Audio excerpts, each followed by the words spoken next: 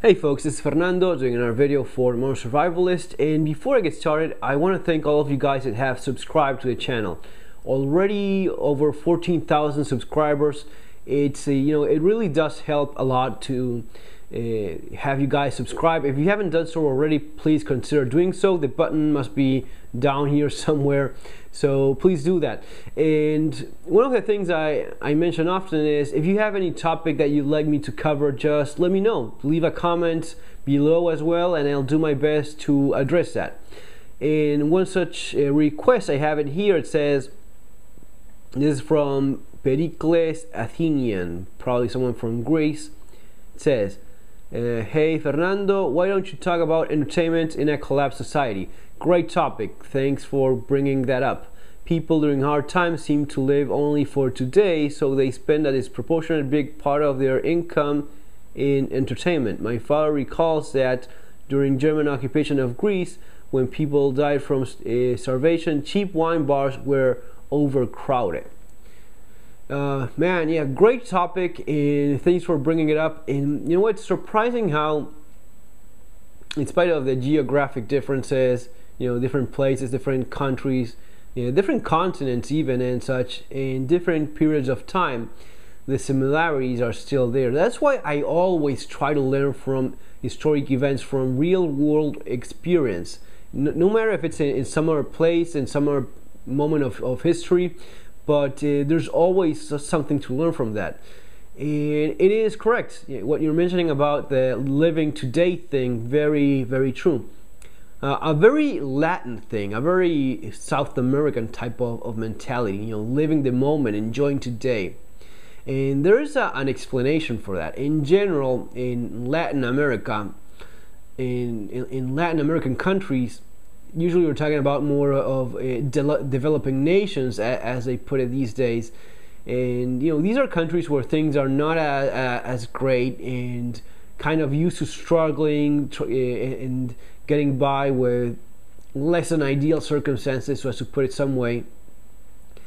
And because of that, you have this appreciation for what you have today, and you learn to count your blessings and be thankful for what you have. In contrast, maybe in more of the developed world, so as to put it some way, again, people are more used to things working. People are maybe being a little bit more spoiled in some ways, which is something they have addressed before. There's nothing wrong with that, and it doesn't mean that people from one place are better than the other. It's just the reality of what it is. In the case of Argentina, for example, with the economic collapse, December 2001, when things first started getting ugly, one of the first things that the president did was dictate martial law. You weren't supposed to gather in groups of more than 3 people, I think it was. You weren't supposed to be out after 8 or 10 p.m. after dark. And I was dating still. I hadn't gotten married yet. I was dating my wife, and I would still go out. At first, we wouldn't see a lot of people in the streets, but after as time went by, as the days went by, people started to ignore the martial law and just go about their business, doing whatever it is they wanted. And the thing is that as we started living more in the post-economic collapse version of Argentina, you started having to deal with a bunch of other things. Mostly the problem of crime and the financial problem. Those two things impacted how you lived and how you had fun, and some of the things mentioned in this comment about living the day and spending a disproportionate big part of their income in entertainment.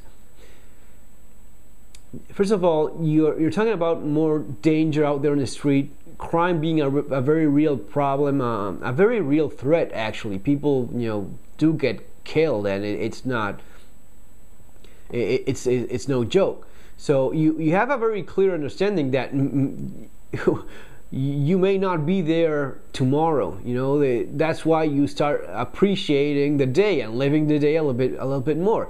Besides that, besides the obvious threat of crime and the possibility of getting hurt, even killed, you have the huge problem of the economy being such a big mess. With one of the things you learn in Argentina and in South America in general, and I guess this is the same of most third world countries, developing nations, or countries that have been hit very hard by a disaster, is that you cannot plan too much ahead. In first world nations, you plan on months, years. You make plans of, okay, in 5 years I'm going to be doing this, in 10 years I'm going to be doing that. You don't live that way in South America. You didn't live that way in Argentina. You were looking at living day by day or week at week at the most. Even in the financial world in Argentina, in the business world in Argentina, you cannot plan beyond a month because you don't know what's going to be happening you don't know what's going to be happening tomorrow, let alone next month. So this is probably why you see this thing about people having more of a carefree attitude towards things, enjoying what you had, and this impacts the way in which people have fun. It's a very interesting topic. One of the things that I recommended when I first started writing about all this stuff was getting a good TV, and I got a lot of heat for that because I was still participating a lot in the different survival discussion forums and such, and people were expecting all sorts of cool discussion about getting tons of guns and such. And when you brought up buy a good TV, if you're looking at spending some times of economic hardship, or when people would ask what is it that you wish you had before the economic collapse, that you had bought before a good TV, that's because TV is a cheap, safe way of spending time, and you end up spending a lot of time indoors when things are dangerous out there, when things are dangerous, when things are expensive. Those two combined mean that you basically end up spending a lot of time indoors in your house. I was just outside a few moments ago, and I was thinking, it can be just 1 a.m. in the middle of the night here, and I could just go for a walk and nothing would happen. Chances of something happening are so small. It's not an issue. Now in Argentina, it's the other way around. Even at 4 p.m. in some of the the more normal neighborhoods across Argentina, 4 p.m. it's kind of not a good time because there's fewer people on the street. Maybe early in the morning but there's really no safe time, let alone at night. So you always try to find ways of quickly going back and forth to the different places you want to go to. Do people in Argentina have fun? You bet they do. And there's nightlife in Argentina is like nowhere else probably, and in general in Latin America, people know how to have a good time, absolutely. But at the same time, they keep these things in mind. If friends are going to be gathering and going out for dinner or something like that, they will try to go there as safely, as fast as possible, because they know that moment when you're driving and going and traveling from one place to the other, that's a gap that it's kind of dangerous. So you have to be careful about that. Maybe you spend an entire afternoon talking with a few friends in your home over coffee or mate, typically for Argentine people, and maybe you'd stay talking until 1, 2 a.m. But when getting back home, you would try to do that as carefully as possible, knowing it's a very dangerous moment.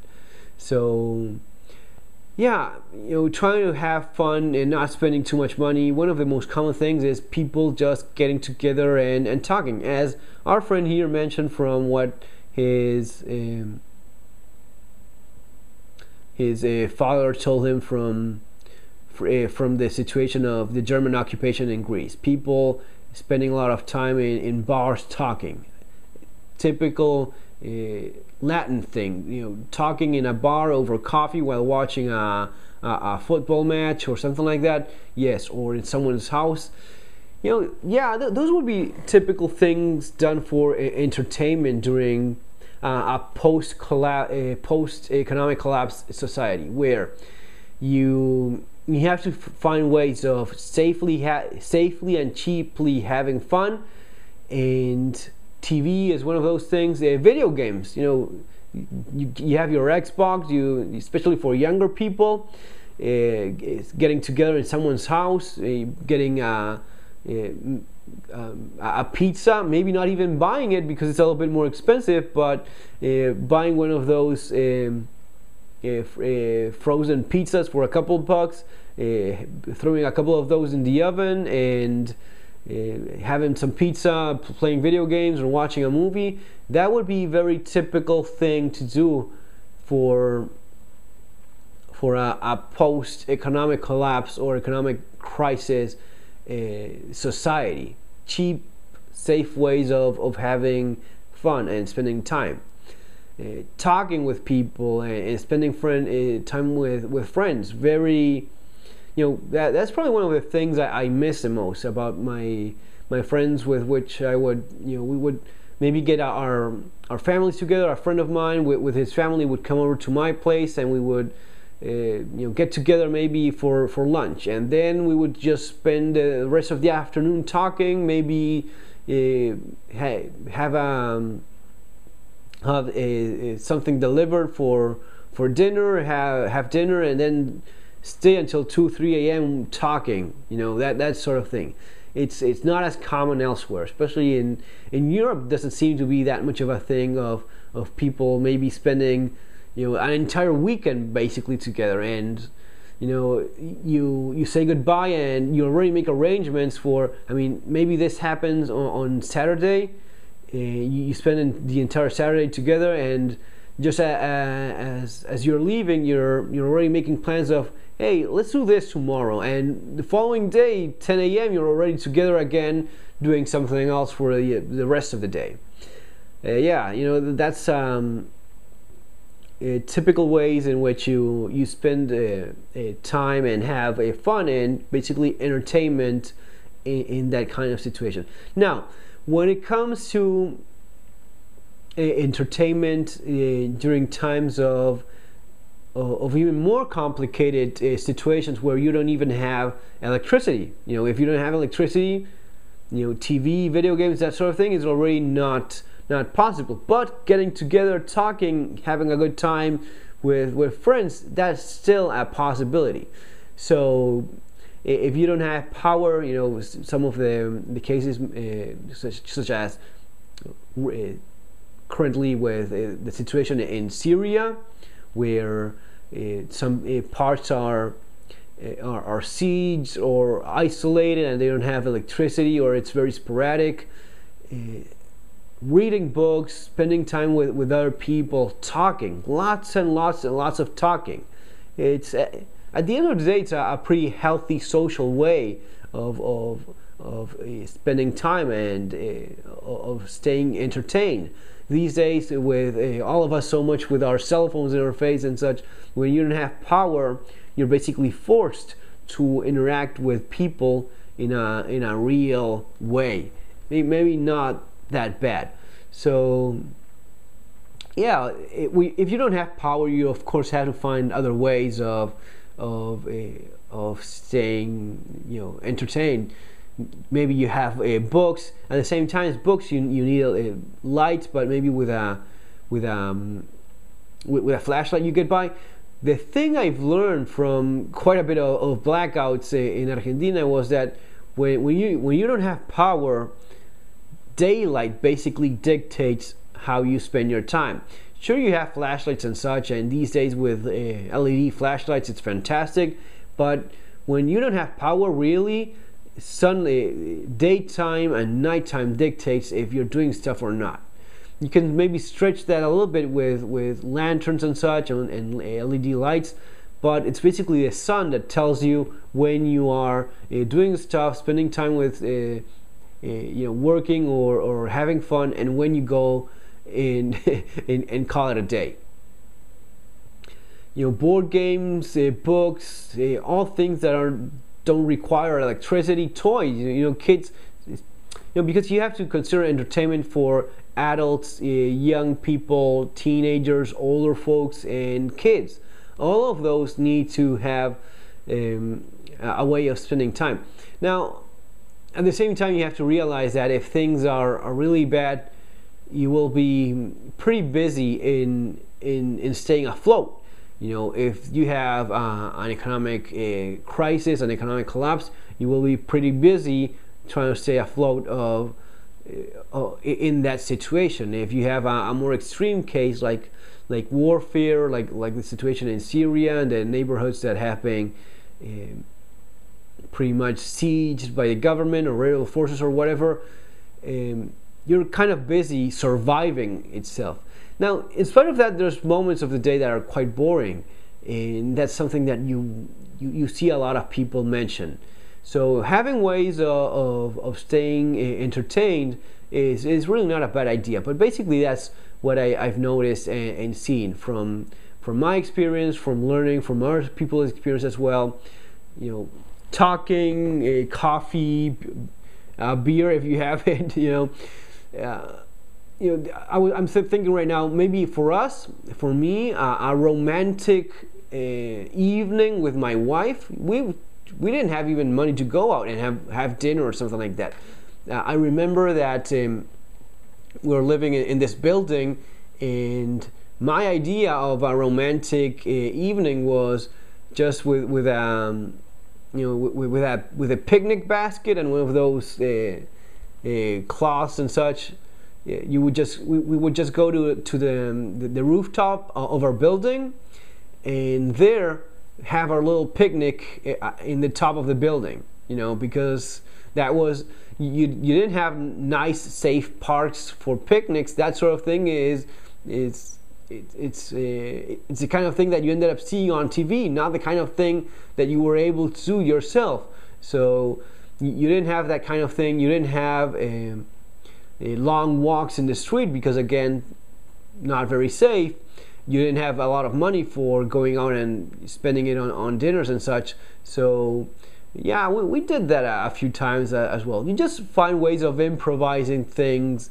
You find ways of improvising moments, may that be with a girlfriend, with a wife, with friends, and just find ways of getting by and spending the time.